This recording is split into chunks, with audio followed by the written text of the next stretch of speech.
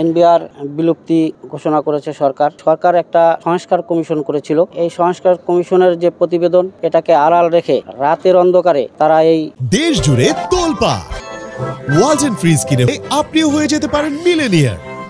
কালো আইন পাশ করেছে। এটা যদি পাশ করে তাহলে সংস্কার কমিশনের গঠন করার আর প্রয়োজন কি ছিল? এটাই আমার সরকারের কাছে প্রশ্ন। আমরা অবিলম্বে এটা বাতিল করে পূর্বের ন্যায় সংস্কার আমরা চাই, তবে সংস্কার কমিশন যে সংস্কারের প্রস্তাব দিয়েছে সে আলোকে সংস্কার হলে আমাদের এই কাস্টমস এনবিআর এর যে কর্মবিরতি এটা উদ্র হবে, তা না হলে হয়তোবা শনিবার থেকে লাগাতার কর্মসূচি গ্রহণ করতে বাধ্য হবে। অতএব সরকারের কাছে আমার অনুরোধ যে আপনারা সংস্কার কমিশনের প্রস্তাব অনুযায়ী সংস্কার করুন, এটাই আমাদের আবেদন। সরকার এনবিআর কে বিলুপ্ত করে দুই ভাগে ভাগ করে প্রশাসন ক্যাডার দিয়ে নীতি নির্ধারণের দায়িত্ব দিচ্ছে, যেটা কাস্টমসের সাথে রিলেটেড না হলে এটা পরবর্তীতে সমস্যার তৈরি হবে, কাজের ক্ষেত্রে প্রতিবন্ধকতা তৈরি হবে। এবং সরকার যে সংস্কার কমিশন করেছে, প্রত্যেকটা সংস্কারের জন্য এক একটা করে কমিশন তৈরি করেছিল।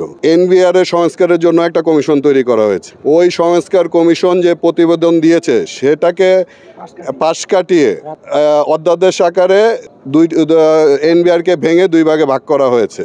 আমরা সংস্কারের বিপক্ষে আমরা না, কিন্তু সেটা যে সংস্কার কমিশন গঠন করেছিল সরকার, তাদের গঠনকৃত কমিশনের প্রতিবেদনের আলোকে এবং কাস্টম ব্যাট ক্যাডারদের নিয়ে যাতে এই সংস্কারটা করা হয় সেই বিষয়ে কাস্টমস অ্যাসোসিয়েশন ঐক্য পরিষদ যে কর্মবিরতি পালন করছে সেটার সাথে আমরা ব্যবসায়ী এবং বন্দর ব্যবহারকারী সকল সদস্য একমত পোষণ করছি এবং তাদের কর্মবিরতির সাথে আমরা একাত্মতা ঘোষণা করছি। কর্মকর্তারা শনিবার পর্যন্ত যে আলটিমেটাম দিয়েছে তার সাথে আমরা সেই কর্মবিরতির সাথে আমরা একমত পোষণ করছি। আমরা কাজ থেকে দাবি থেকে আমরা না আদায় শনিবার নতুন কর্মসূচি হবে, শনিবার থেকে দাবি আদায় না হলে শনিবার থেকে নতুন কর্মসূচি হবে, তার সাথে আমরা একাত্মতা পোষণ করি।